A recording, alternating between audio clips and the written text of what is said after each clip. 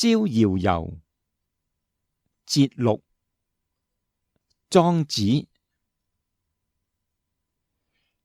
惠子謂莊子曰：魏王疑我大戶之種，我戍之城而實5擔，以勝水漿，其堅不能自舉也。剖之以為瓢，則獲樂無所容，非不囂然大也。吾為其無用而剖之。莊子曰：夫子固拙於用大矣。宋人有善為不均手之藥者，世世以平辟曠為事。客聞之，請買其方100金，聚俗而謀曰：我世世為平辟曠，不過數金。今一朝而欲寄100金，請與之。客得之，以說吳王。越有難，吳王使之將。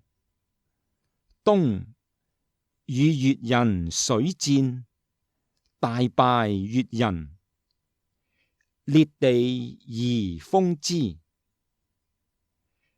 能不均守一也，或以封，或不免於平辟曠，則所用之義也。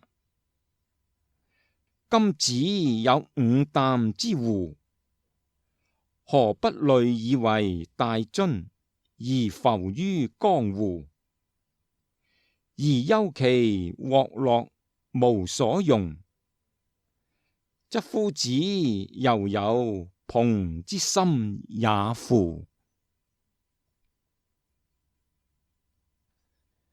惠子謂莊子曰：吾有大樹，人謂之書。其大本臃腫而不中成脈，其小枝蜷曲而不中規矩。立之徒，象者不顧。今子之言，大而無用，眾所同許也。莊子曰：子獨不見離生乎？卑身而伏，以後傲者，東西跳梁，不避高下，重於機臂，死於罔古。今夫離牛，其大若垂天之雲，此能為大矣，而不能執鼠。今子有大樹，患其無用，何不樹之於無何有之鄉，廣漠之野？彷徨乎無為其側，逍遙乎寢臥其下。不夭筋乎，物無害者，無所可用，安所困苦哉？本文節錄自《莊子內篇逍遙遊首篇》，是莊子代表作之一。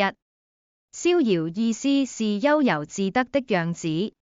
逍遙遊就是指不受任何束縛，自由自在地活動，這是莊子哲學思想的重要部分。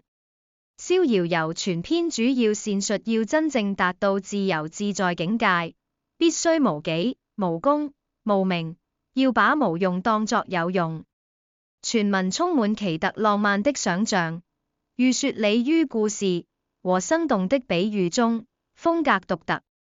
莊子是集合莊子及莊學後人的篇章整理而成，成書約在先秦時期，計有33篇，分為內篇7、外篇15、雜篇11。